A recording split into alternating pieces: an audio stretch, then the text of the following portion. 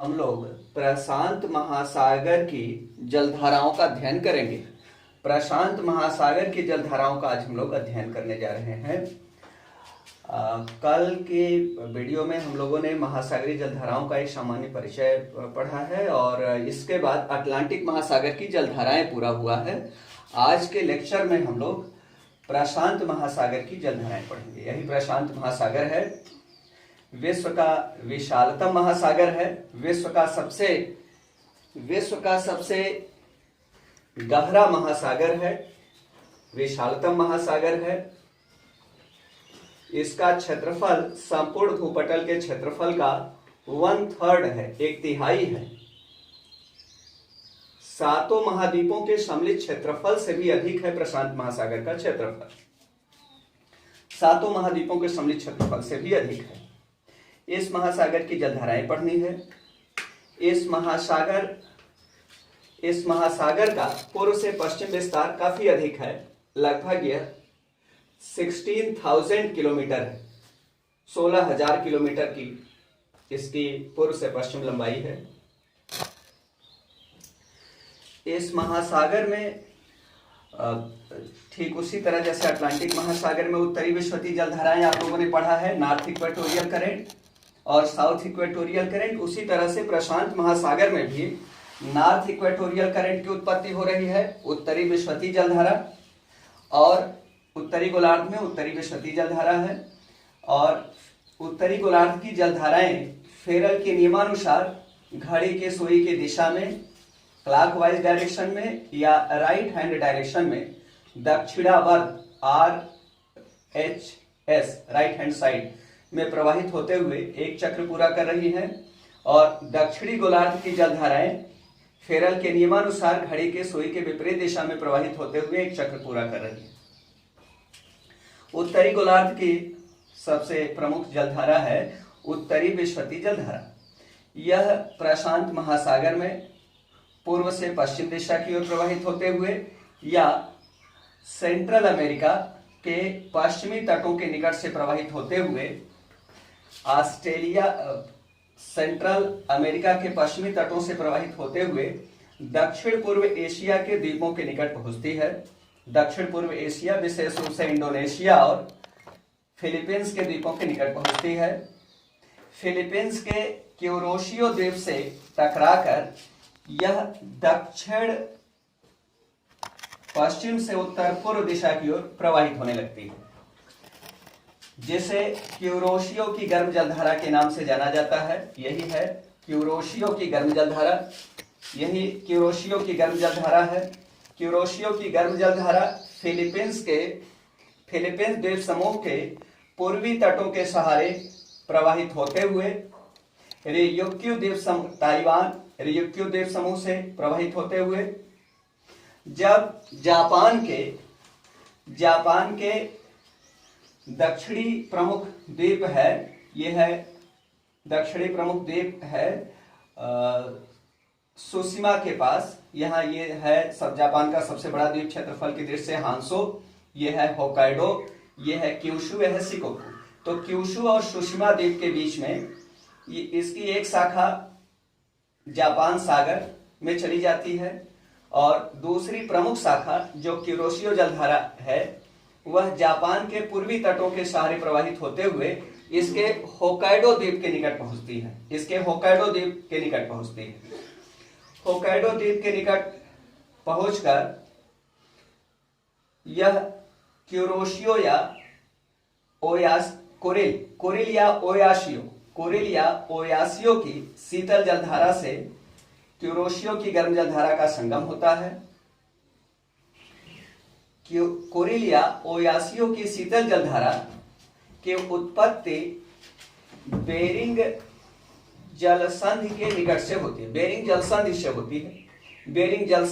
Bearing सागर होते हुए यह जलधारा, बेरिंग जलसंधि से निकलने वाली यह जलधारा ओयासियो की शीतल जलधारा के नाम से जानी जाती है। स्पष्ट आप देख रहे हैं कि स्पष्टता यह शीतल जलधारा है क्योंकि ध्रुवीय प्रदेश से विषुवतीय प्रदेश की ओर प्रवाहित हो रही है, ध्रुवीय प्रदेश से विषुवतीय प्रदेशों की ओर प्रवाहित हो रही है या उच्च अक्षांशों से निम्न अक्षांशों की ओर जा रही है।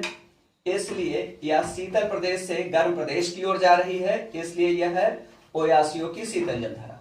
ओयासियो की शीतल जलधारा जब इधर है रूस और यहां पर है जापान, तो रूस का कमचटका प्रायद्वीप और जापान के होक्काइडो द्वीप के मध्य कई छोटे छोटे द्वीप समूह हैं जिन्हें जो जापान और रूस के मध्य विवादित है, इन्हें कोरिल द्वीप समूह के नाम से जाना जाता है। कोरिल द्वीप समूह, यही ओयासियो की शीतल जलधारा जब कोरिल द्वीप समूह के तटों के सहारे प्रवाहित होने लगती है तो इसे कोरिल की शीतल जलधारा कहते हैं। कुछ लोग इसको क्यूराइल भी हिंदी के किताबों में लिखा रहता है, लेकिन स्पेलिंग है KURIL, LE नहीं है, KURIL, इसलिए क्यूराइल कहना उतना उपयुक्त नहीं है, कोरिल ही कहना ज्यादा उचित है।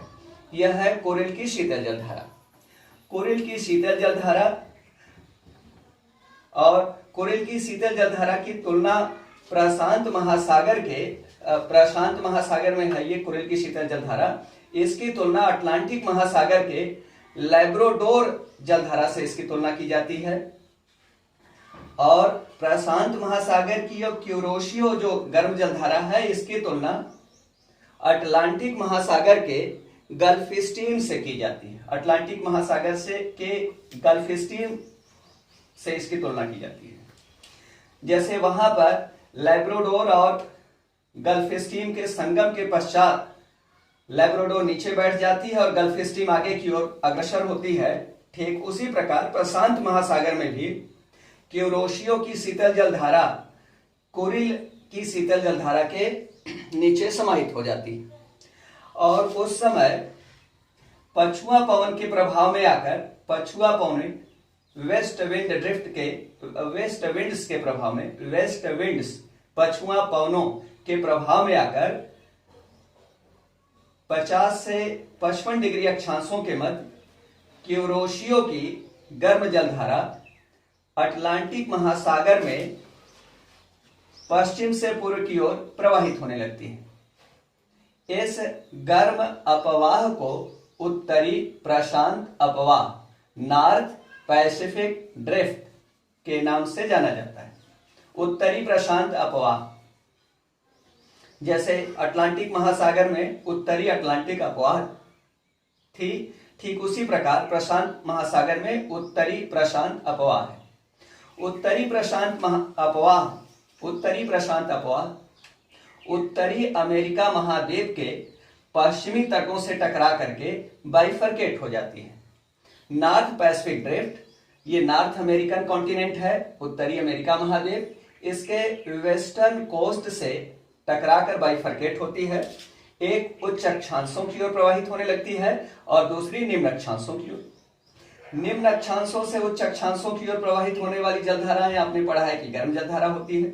इस प्रकार उच्च अक्षांशों की ओर जाने वाली या ऊपर की ओर जो आप मैप पर देख रहे हैं जाने वाली जलधारा गर्म जलधारा है, और नीचे की ओर या निम्न अक्षांशों की ओर आने वाली जलधारा शीतल जलधारा हो जाती है।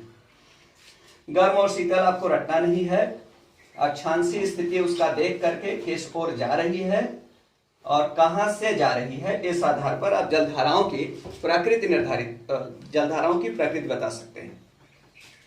यहां पर ये जो आप ये नॉर्थ पैसिफिक ड्रिफ्ट जो उच्च अक्षांशों की ओर जा रही है, वह कनाडा का ब्रिटिश कोलंबियाई क्षेत्र है। ब्रिटिश कोलंबियाई क्षेत्र के पश्चिमी तटों के सहारे दक्षिण से उत्तर दिशा की ओर प्रवाहित होती है। इसी कारण इस गर्म जलधारा को ब्रिटिश कोलंबियन करंट, ब्रिटिश कोलंबियाई जलधारा के नाम से जाना जाता है। ब्रिटिश कोलंबियाई जलधारा आगे आती है। यहां पर अलास्का की खाड़ी है, गल्फ ऑफ अलास्का। अलास्का की खाड़ी में जब यह पहुंचती है तो आगे की ओर अग्रसर नहीं हो पाती, क्योंकि अलास्का की खाड़ी के अग्रभाग में अल्यूशियन द्वीप समूह और इसके ऊपर लो प्रेशर की कंडीशन रहती है, निम्न वायुदाब की स्थिति रहती है। इसी कारण यहां पर ब्रिटिश कोलंबियाई धारा जो आगे बढ़ करके अलास्का की खाड़ी में पहुंच रही है, वो चक्राकार रूप धारण कर लेती है।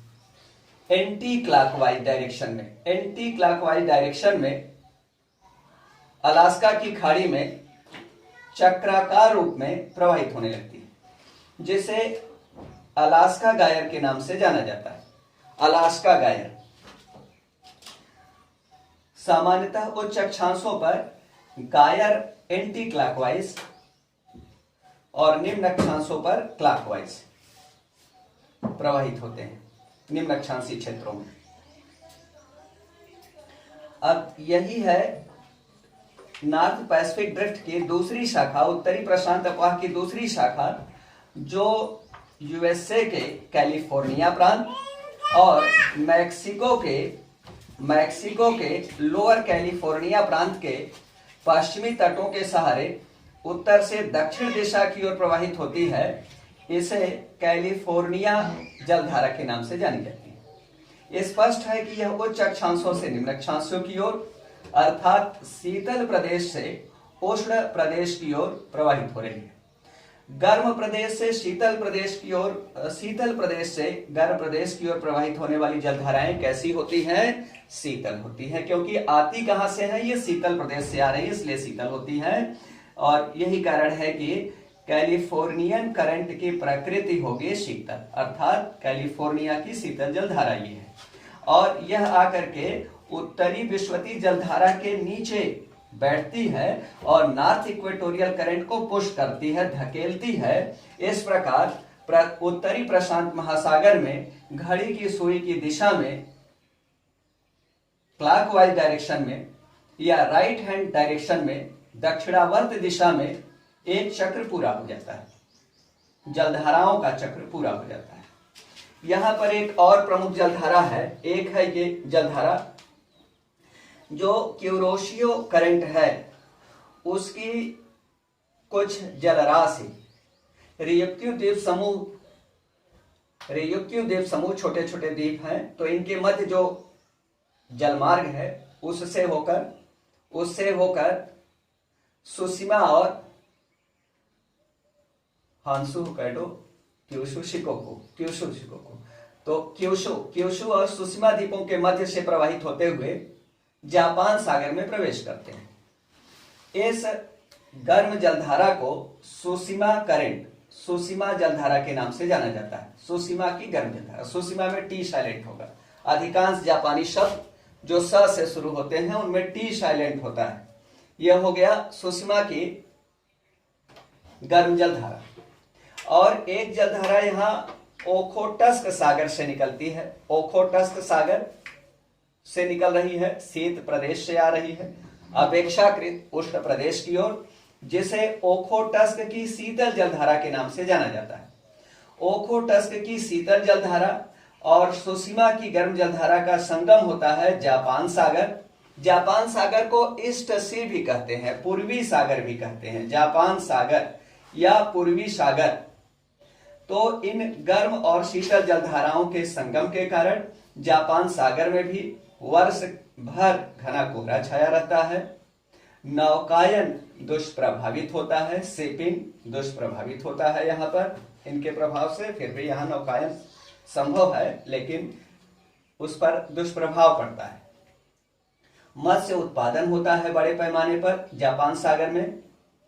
और जापान के पूर्वी तट, विशेष रूप से होकाइडो और हांसू तट, हांसू और होकाइडो तटों के निकट कुरिल या ओयासियो की शीतल जलधारा और क्यूरोशियो की गर्म जलधारा के संगम के कारण वर्ष भर घना कोहरा छाया रहता है।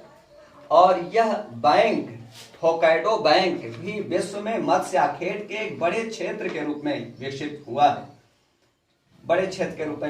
है, होकाइडो तट के निकट विश्व में सबसे ज्यादा नीली व्हेल का उत्पादन होता है, ब्लू नाइल का सबसे ज्यादा प्रोडक्शन जापान के होकाइडो बैंक के निकट होता है। और इनका शिकार यहाँ की एनु जनजातियों द्वारा, एनु या आयनु, AINU स्पेलिंग है, एनु या आयनु कहते हैं, एनु या आयनु जनजातियों द्वारा व्हेल का शिकार किया जाता है। बड़ी बड़ी ट्रेलर वाली नौकायनों में, शिप्स में, ट्रेलर वाली शिप्स में उसके डेक पर ही स्लाटर करके उसका ब्लबर जिसे चर्बी होती है उसको विश्व मार्केट में ये बेचते हैं जापान के लोग। यहां पर हम लोग फिर दक्षिणी प्रशांत महासागर की बात करते हैं। दक्षिणी प्रशांत महासागर की बात करते हैं। दक्षिणी प्रशांत महासागर में उत्तरी प्रशांत महासागर की अपेक्षा दक्षिणी प्रशांत महासागर में जलराशि अधिक होने के कारण उत्तरी विषुवतीय जलधारा नॉर्थ इक्वेटोरियल करंट की तुलना में साउथ इक्वेटोरियल करंट अधिक प्रबल होती है। साउथ इक्वेटोरियल करंट सामान्यतः विषुवत रेखा से लेकर 20 डिग्री दक्षिणी अक्षांश के मध्य प्रवाहित होती है। South equatorial current, south equatorial current दक्षिण अमेरिका महाद्वीप, साउथ दक्षिणी अमेरिका भी कह सकते हैं, दक्षिण अमेरिका भी कह सकते हैं। इंग्लिश में साउथ अमेरिका और हिंदी में दक्षिण दक्षिणी दोनों शब्द यूज होता है। दक्षिण अमेरिका महाद्वीप के पश्चिमी तटों से शुरू होकर के ऑस्ट्रेलिया और इंडोनेशिया के पूर्वी तटों तक पहुंचती है दक्षिणी विषुवतीय जलधारा, प्रशांत महासागर की दक्षिणी विषुवतीय जलधारा। प्रशांत महासागर की दक्षिणी विषुवतीय जलधारा में गर्म जलराशि की मात्रा काफी अधिक होती है और इसलिए जैसे ही यह ऑस्ट्रेलिया और इंडोनेशिया के तटों के निकट पहुंचती है, यह साउथ इक्वेटोरियल करंट ट्राइफरकेट हो जाती है, त्रिविभाजित हो जाती है, त्रिविभाजित। इसकी एक शाखा नॉर्थ इक्वेटोरियल करंट में प्रवेश करके उत्तरी करंट दक्षिणी विषुवतीय जलधारा काफी प्रबल होने के कारण जब ऑस्ट्रेलिया तथा इंडोनेशिया के पूर्वी तटों के निकट पहुंचती है तो यह ट्राइफरकेट हो जाती है। इसकी एक शाखा नॉर्थ इक्वेटोरियल करंट की ओर अग्रसर होती है। नॉर्थ इक्वेटोरियल करंट उत्तरी विषुवतीय जलधारा में मिल करके उत्तरी विषुवतीय जलधारा को स्ट्रेंथन करती है, प्रबल करती है। और दूसरी इसकी शाखा ऑस्ट्रेलिया के ये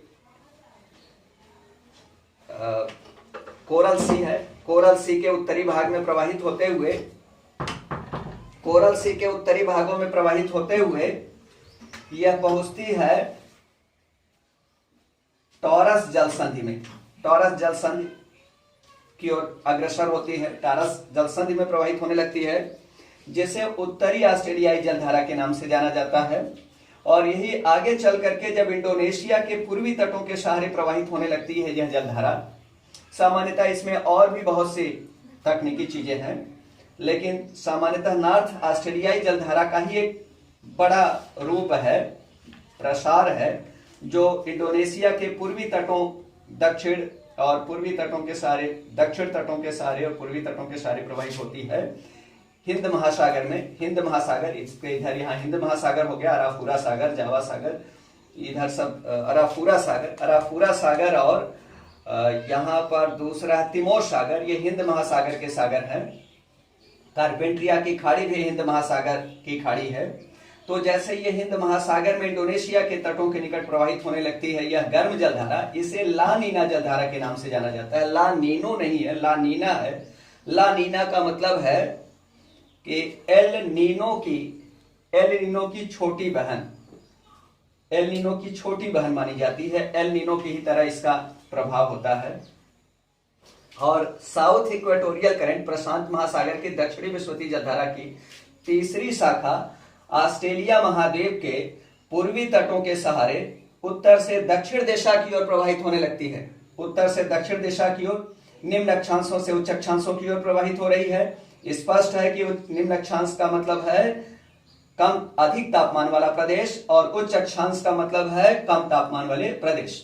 तो निम्न अक्षांशों से उच्च अक्षांशों की ओर अर्थात अधिक तापमान प्रदेश, अधिक तापमान वाले प्रदेशों से अपेक्षाकृत कम तापमान वाले प्रदेशों की ओर अग्रसर हो रही है, इसलिए इसकी प्रकृति होगी गर्म। और प्रवाहित कहां से हो रही है, कहां हो रही है? ऑस्ट्रेलिया महाद्वीप के पूर्वी तटों के सहारे, इसलिए इसका नाम हो जाता है ईस्ट ऑस्ट्रेलियन करंट, पूर्वी ऑस्ट्रेलियाई जलधारा। पूर्वी ऑस्ट्रेलियाई जलधारा, पूर्वी ऑस्ट्रेलियाई जलधारा आगे जब अग्रसर होती है तो यह सरकम अंटार्कटिक ड्रिफ्ट, अंटार्कटिका महाद्वीप है ये, अंटार्कटिका महाद्वीप के उत्तर में 40 से 60 डिग्री अक्षांशों के मध्य, यहां पर 40 से 60 डिग्री अक्षांशों के मध्य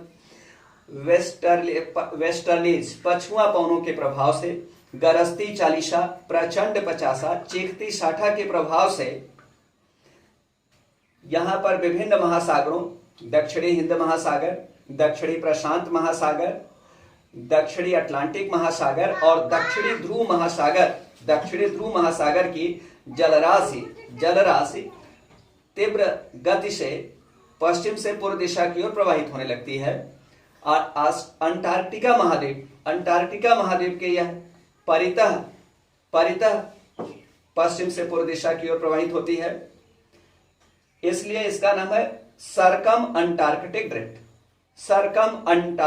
ड्रिफ्ट, परि अंटार्कटिक अपवाह। ज्यादा इस जलधारा की गहराई कम है, चौड़ाई अधिक है, इसलिए यह है अपवाह, और अंटार्कटिका महाद्वीप की परिधि के सहारे है, इसलिए इसका नाम है परि अंटार्कटिक अपवाह, सरकम अंटार्कटिक। अलग अलग महासागरों में इसे अलग अलग नामों से जाना जाता है। इसकी उत्पत्ति पछुआ पवनों के प्रभाव से होती है, इसलिए इसको पछुआ पवन अपवाह, वेस्ट विंड ड्रिफ्ट भी कहते हैं। वेस्ट विंड ड्रिफ्ट, पछुआ पवन अपवाह को अलग अलग महासागरों में भिन्न भिन्न नामों से जाना जाता है। जैसे दक्षिणी अटलांटिक महासागर में दक्षिणी अटलांटिक अपवाह, दक्षिणी हिंद महासागर में दक्षिणी हिंद महासागरीय अपवाह, दक्षिणी प्रशांत महासागर में दक्षिणी प्रशांत महासागरीय अपवाह। तो यहां पर हम लोग इसको कहेंगे, यहां पर सरकम अंटार्कटिक ड्रिफ्ट या वेस्ट विंड ड्रिफ्ट या south Pacific drift. North Pacific drift गर्म जलधारा है।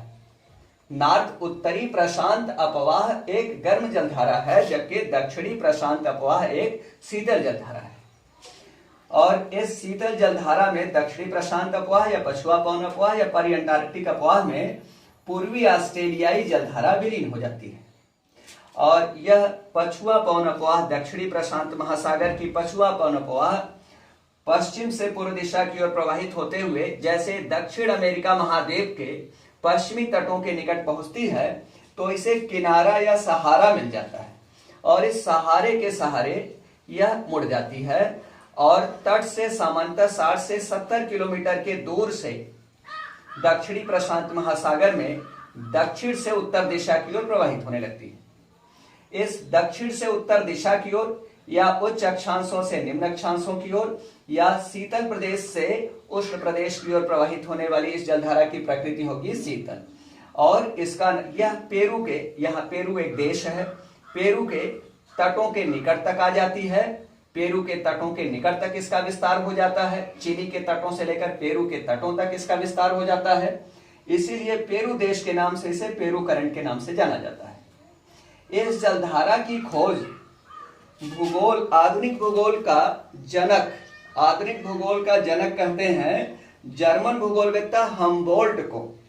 तो हम्बोल्ट के नाम से, हम्बोल्ट ने इस पेरू जलधारा की खोज किया था, इसलिए पेरू करंट को हम्बोल्ट करंट के नाम से भी जाना जाता है। हम्बोल्ट की शीतल जलधारा या पेरू की शीतल जलधारा आकर के दक्षिणी विषुवतीय जलधारा के नीचे समाहित हो जाती है और साउथ इक्वेटोरियल करंट को धक्का लगाती है, जिससे दक्षिणी गोलार्ध में दक्षिणी प्रशांत महासागर में घड़ी के सुई के विपरीत दिशा, एंटी क्लॉकवाइज डायरेक्शन या लेफ्ट हैंड साइड वामावर्त दिशा में जलराशियों का एक चक्र पूरा हो जाता है, जलधाराओं का एक चक्र पूरा हो जाता है।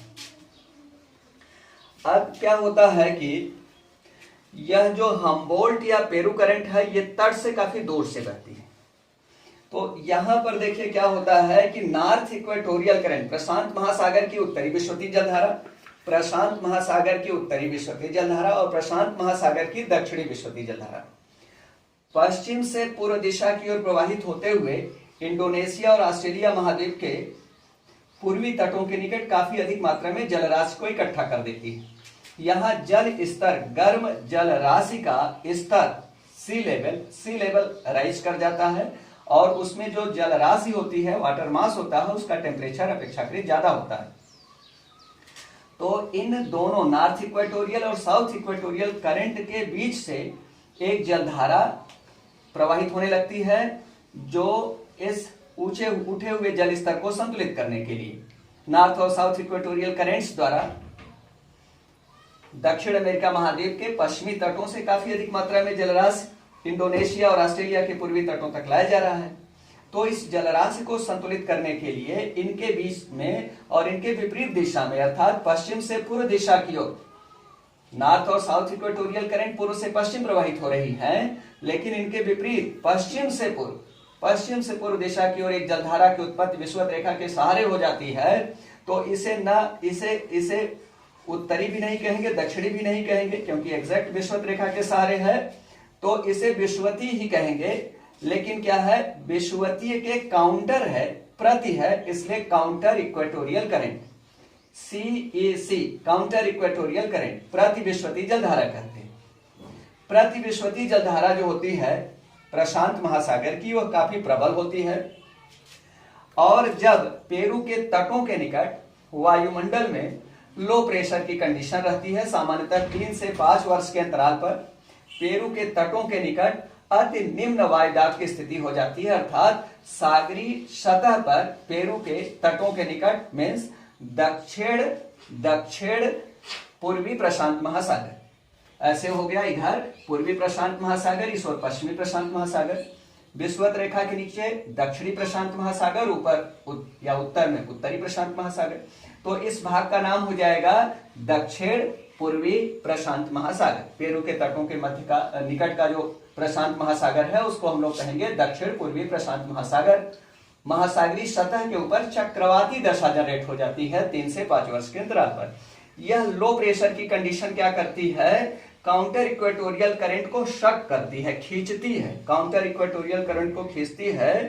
पेरू के तटों से लेकर के यह चिली के तटों तक आ जाता है, चिली के तटों तक आ जाती है। यह गर्म जलधारा चिली के तटों के निकट तक आ जाती है, जिसको एल नीनो की गर्म जलधारा, एल नीनो की गर्म जलधारा के नाम से जाना जाता है। एल नीनो की गर्म जलधारा, कहीं AL स्पेलिंग भी लिखते हैं, EL भी लिखते हैं, लैटिन भाषा का शब्द है, EL स्पेलिंग यहाँ सही है, EL-NINO, El Nino current. El Nino की उत्पत्ति सामान्यतः दिसंबर के महीने में होती है, तो उसी समय ईसा मसीह का जन्मदिन मनाया जाता है।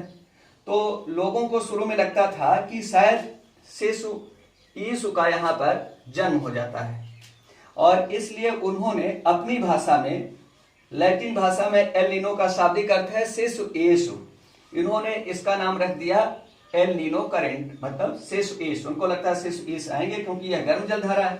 जिन तटों के निकट से गर्म जलधारा प्रवाहित होती है, आपने पढ़ा है कि वहां पर सामान्यतः वर्षा अधिक होता है, और जिनके निकट से शीतल जलधारा प्रवाहित होती है वहां सामान्यतः वर्षा कम होती है, और अगर उसके ऊपर के वायुमंडल में उच्च वायुदाब की कंडीशन भी बनी हुई है तो वहां पर वर्षा नहीं भी होती है। डेजर्ट की कंडीशन, मरुस्थली दशाएं उत्पन्न हो जाती। मरुस्थली दशाएं उत्पन्न होने के लिए कई कारक महत्वपूर्ण होते हैं, उनमें एक कारक यह भी है तटों के निकट से शीतल जलधारा का प्रवाहित होना। तो यहां पर सामान्यतः पेरू या हम्बोल्ट की शीतल जलधारा प्रवाहित होती है, लेकिन जब कभी कभी एल नीनो की गर्म जलधारा प्रवाहित होने लगती है तो पेरू के तटों के निकट वर्षा होती है, और यहाँ पर कृषि कार्य अच्छे ढंग से होने लगते थे। तो यहाँ के किसानों द्वारा या स्थानीय लोगों द्वारा पहले तो विश्व के अधिकांश देशों की अर्थव्यवस्था का सबसे बड़ा स्रोत प्राइमरी एक्टिविटी ही थी, प्राथमिक क्रियाएं ही थी। प्राथमिक क्रियाओं में सबसे महत्वपूर्ण कृषि और पशुपालन होता है, तो कृषि और पशुपालन का कार्य भी लोग करते थे। अर्थव्यवस्था का सबसे प्रमुख स्रोत होता था कृषि एवं पशुपालन। तो यहाँ पर लोगों को लगता था कि ये शिशु यीशु आ गए और हमारे लिए वर्षा कर रहे हैं, बहुत अच्छा करें। जैसे हिंदू धर्म में होता है कि वर्षा के लिए इंद्रदेव को उत्तरदायी माना जाता रहा है, लंबे समय से माना जाता था, उसी तरह से यहाँ भी लोग मानते थे कि यीशु आते हैं तो वर्षा होती है। लेकिन बाद में उनको ये पता चला कि इस गर्म जलधारा के प्रवाहित होने से, पेरू के तटों के निकट वर्षा हो जाने से कृषि कार्य जितना अच्छा होता है उतना ही सागरी संसाधन, उससे कहीं अधिक सागरी संसाधनों का नुकसान हो जाता है, क्योंकि यहाँ की सागरी संसाधन पेरू या हम्बोल्ट की शीतल जलधारा में अभ्यस्त होती हैं, और जब यहाँ एल नीनो की गर्म जलधारा प्रवाहित होती है तो यहाँ के सागरीय संसाधन विनष्ट होने लगते हैं। डिस्ट्रॉय होने लगते हैं, क्योंकि वे शीतल कम तापमान में अकस्टम्ड हो जाते हैं, अभ्यस्त होते हैं, और जैसे ही वहां पर अचानक तापमान बढ़ता है, बहुत से सागरीय संसाधन जैसे विभिन्न प्रकार के एल्गीज हैं, शैवाल हैं, फिशेस हैं, मछलियां हैं, वे मृत होने लगती हैं। और इसलिए अब कहते हैं एल नीनो न आओ, एल नीनो वापस जाओ, यहाँ के स्थानीय लोग अब एल नीनो को नहीं बुलाते हैं। एल नीनो और ला नीना बड़ी घटनाएं हैं, इनसे बहुत प्रकार के मुख्य परीक्षा में प्रश्न बनते हैं। प्रारंभिक परीक्षा में बस इतना ही आता है कि एल नीना कहाँ बहती है, ला नीना कहाँ बहती है। ला नीना दक्षिणी हिंद महासागर की गर्म जलधारा है, जबकि एल नीना दक्षिण पूर्वी प्रशांत महासागर की गर्म जलधारा है। बस इस तरह के प्रश्न आते हैं मुख्य परीक्षा में। इनको भारतीय मानसून से कई तरह से जोड़ा जाता है कि एल नीनो प्रभाव क्या है, ला नीना प्रभाव क्या है, दक्षिणी दोलन सदर्न ऑसिलेशन क्या है, सदर्न ऑसिलेशन इंडेक्स क्या है, सदर्न ऑसिलेशन इंडेक्स का नेगेटिव फॉर्म क्या है, सदर्न ऑसिलेशन इंडेक्स SOI का पॉजिटिव फॉर्म क्या है, यहां पर प्रवाहित होने वाला वाकर चक्र क्या है, विपरीत वाकर चक्र क्या है, ये सब हम लोग आगे की कक्षाओं में पढ़ेंगे, आगे की क्लास में डिस्कस करेंगे। यहां पर हम लोग यही बात कर रहे थे कि प्रशांत महासागर की महत्वपूर्ण जलधाराएं हो गई हैं। अब हम लोग हिंद महासागर की जलधाराएं, इसके बाद हिंद महासागर की जलधाराओं का अध्ययन करेंगे। इन पर जो प्रश्न आए हैं सामान्यतः यही एल नीना, ला नीना पर प्रश्न आता है। अब देखिए, पूर्वी ऑस्ट्रेलियाई जलधारा गर्म जलधारा है, इसलिए पूर्वी ऑस्ट्रेलिया में पर्याप्त वर्षा होती है, कृषि कार्य होता है, मानव बसाव पूर्वी ऑस्ट्रेलिया में अधिक है। अभी आप कल जब आप पढ़ेंगे हिंद महासागर की जलधाराएं, तो वहां आप पढ़ेंगे कि ऑस्ट्रेलिया के पश्चिमी तटों के सारे शीतल जलधाराएं प्रवाहित होती हैं, जिन्हें पश्चिमी ऑस्ट्रेलियाई शीतल जलधारा कहते हैं। और इसके कारण, और यहाँ पर वर्ष स्पेटी में वर्ष के अधिकांश समय उच्च वायुदाब की उपस्थिति के कारण यहाँ पर सामान्यतः पश्चिमी ऑस्ट्रेलिया में वर्षा नहीं हो पाती है। इसीलिए ऑस्ट्रेलिया महाद्वीप का अधिकांश पश्चिमी भाग मरुस्थली है, ऑस्ट्रेलिया महाद्वीप का अधिकांश पश्चिमी भाग मरुस्थली है, और इसी कारण ऑस्ट्रेलिया महाद्वीप को विश्व की प्यासी भूमि के नाम से जाना जाता है। विश्व का दूसरा सबसे बड़ा मरुस्थल है वेस्ट ऑस्ट्रेलियन डेजर्ट, पश्चिमी ऑस्ट्रेलियाई मरुस्थल। यहाँ पर विश्व का दूसरा सबसे बड़ा मरुस्थल पश्चिमी ऑस्ट्रेलियाई मरुस्थल। इसको कई पार्ट्स में डिवाइड करते हैं, ये सब हम लोग आगे की क्लास में डिस्कस करेंगे। यहाँ पर बस ये जानना है कि क्या क्या प्रश्न आते हैं। इन पर सामान्यतः इनमें यह आ जाता है कौन सी गर्म जलधारा है, कौन सी शीतल जलधारा है।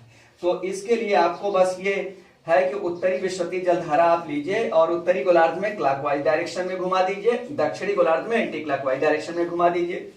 पूरा भूगोल समझने के लिए आपको विश्व का मैप जानना बहुत जरूरी होता है, कौन सा देश कहाँ पर है, और अक्षांशीय विस्तार, देशांतरी विस्तार उसका समझना आसान है। इस आधार पर आप बहुत आसानी से बता सकते हैं कि हाँ, यहाँ पर पेरू की ओर अग्रसर हो रही है, पेरू की जलधारा शीतल जलधारा होगी, यहाँ कैलिफोर्निया की शीतल जलधारा होगी, यहाँ ओयाशियो या कुरिल शीतल जलधारा होगी, ओखोटस्क शीतल जलधारा होगी, क्यूरोशियो आप देख रहे हैं गर्म प्रदेश से जा रही है, गर्म जलधारा होगी, सुषमा गर्म प्रदेश से शीतल प्रदेश की ओर जा रही है, गर्म जलधारा होगी, जा रही है गर्म प्रदेश से इसलिए गर्म होगी, ब्रिटिश कोलंबियाई गर्म प्रदेश से जा रही है इसलिए गर्म होगी, पूर्वी ऑस्ट्रेलियाई गर्म प्रदेश से या निम्न अक्षांश से उच्च अक्षांशों की ओर जा रही है इसलिए गर्म होगी। बस इतना समझना है आपको। इन पर जो महत्वपूर्ण प्रश्न बने हैं वो शीतल और कौन सी शीतल कौन सी गर्म है, ये प्रश्न बना है। और कुछ प्रमुख प्रश्न है, जैसे पूछा गया है कि प्रशांत महासागर की क्यूरोशियो गर्म जलधारा की तुलना अटलांटिक महासागर की किस जलधारा से की जा सकती है, तो इसका उत्तर होगा गल्फ स्ट्रीम। इसी तरह से प्रशांत महासागर की ओयाशियो जलधारा या कुरिल नामक शीतल जलधारा की तुलना अटलांटिक महासागर के किस जलधारा से की जाती है, तो इसका उत्तर होगा लैब्राडोर की शीतल जलधारा। लैब्राडोर या लैब्राडोर दोनों बोल सकते हैं। प्रोनाउंसिएशन पर क्लाइमेटिक इफेक्ट काम करता है, उस पर बहुत परेशान होने की जरूरत नहीं है। ये लेब्राडोर के शीतल जलधारा से इसकी तुलना की जाती है। प्रश्न आता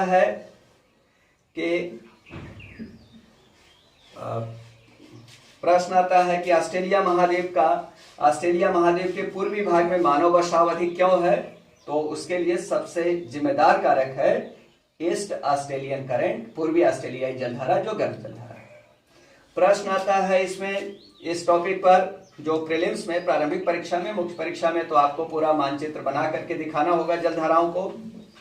प्रारंभिक परीक्षा में प्रश्न आता है कि प्रशांत महासागर की किस जलधारा का नामकरण किसी भूगोलवेत्ता के नाम के आधार पर किया गया है? तो पेरू की जलधारा, इसकी खोज हम्बोल्ट महोदय ने किया था जब वो दक्षिण अमेरिका, विशेष रूप से ब्राजील और पेरू, ब्राजील के जंगलों से होते हुए पेरू के तटों के निकट पेरू के तटों का अध्ययन कर रहे थे, तो वो दक्षिण पूर्वी प्रशांत महासागर में भी प्रवेश किए और उन्होंने देखा कि इसके तट से काफी दूर, लगभग 60-70 किलोमीटर दूर, कभी कभी उससे भी अधिक दूर पर एक शीतल जलधारा प्रवाहित होती है, जिसे पेरू करंट नाम दिया। बाद में उन्हीं के नाम से इसे हम्बोल्ट करंट नाम दे दिया गया। एल नीनो ला नीनो पर बहुत से प्रश्न आए हैं, मुख्य परीक्षा में वो प्रश्न आते हैं, उनको हम लोग मुख्य परीक्षा के टॉपिक पर डिस्कस करेंगे। ये टॉपिक बस कंप्लीट हुआ। और दूसरा वीडियो देखने के लिए आप हिंद महासागर की जलधाराओं को देखने के लिए आपको दूसरा वीडियो देखना पड़ेगा, दूसरी क्लास अटेंड करनी पड़ेगी। Okay, thank you.